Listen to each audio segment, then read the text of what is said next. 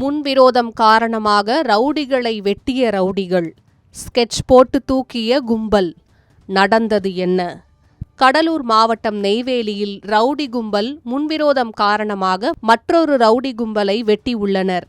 இதில் நரேஷ்குமார் என்ற ரவுடி சம்பவ இடத்திலேயே உயிரிழந்தார். மற்றொருவர் படுகாயமடைந்த நிலையில் நெய்வேலி அரசு மருத்துவமனையில் சிகிச்சைக்காக அனுமதிக்கப்பட்டுள்ளார். கடலூர் மாவட்டம் நெய்வேலி கீழ்வடக்குத்து கிழக்கு தெருவை சேர்ந்த வெங்கடாச்சலம் மகன்தான் பிரபல ரவுடி கோபி. அதேபோல இந்திராநகர் பகுதியில் வசிக்கும் அமிர்தலிங்கம் மகன்தான் மற்றொரு ரவுடியான ஆனந்தராஜ்.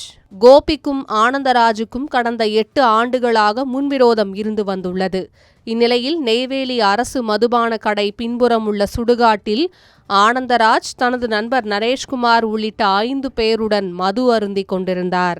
இந்த தகவலை தெரிந்து கொண்ட ரவுடி கோபி தனது நண்பர்கள் 20 பேருடன் 3 கார்களில் சம்பவ இடத்திற்கு வந்துள்ளார். இதனை சற்றும் எதிர்பார்க்காத ஆனந்தராஜ் தரப்பினர் தப்பித்து ஓட முயற்சி செய்தனர். அப்போது கோபி தரப்பினர் திடீரென ஆனந்தராஜ் மற்றும் நரேஷ்குமாரை கத்தியால் சரமாரியாக வெட்டியுள்ளனர்.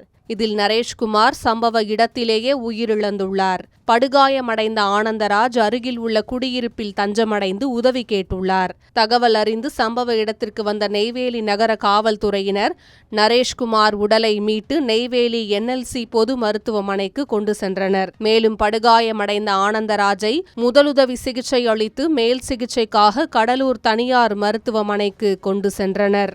தகவல் அறிந்து வந்த ஆனந்தராஜ் மற்றும் நரேஷ்குமார் உறவினர்கள் NLC பொது மருத்துவமனை முன்பு குவிந்தனர். அவர்கள் ரவுடி கோபி மற்றும் அவரது கூட்டாளிகள் மீது காவல்துறையினர் உடனடியாக நடவடிக்கை எடுக்க வேண்டும் என வாக்குவாதத்தில் ஈடுபட்டனர். இதனால் அப்பகுதியில் போலீசார் குவிக்கப்பட்டுள்ளனர். நெய்வேலி பகுதியில் ரவுடிகள் தொந்தரவு நாளுக்கு நாள் அதிகரித்து வந்த நிலையில் தற்போது கோபி தலைமையிலான ரவுடிகள் ஒன்று சேர்ந்து நரேஷ்குமாரை படுகொலை செய்த சம்பவம் அப்பகுதியில் பரபரப்பை ஏற்படுத்தியுள்ளது. காவல்துறையினர் உடனடியாக தலையிட்டு ரவுடி கும்பலை கட்டுப்படுத்த வேண்டும் என அப்பகுதி மக்கள் கோரிக்கை விடுத்துள்ளனர்.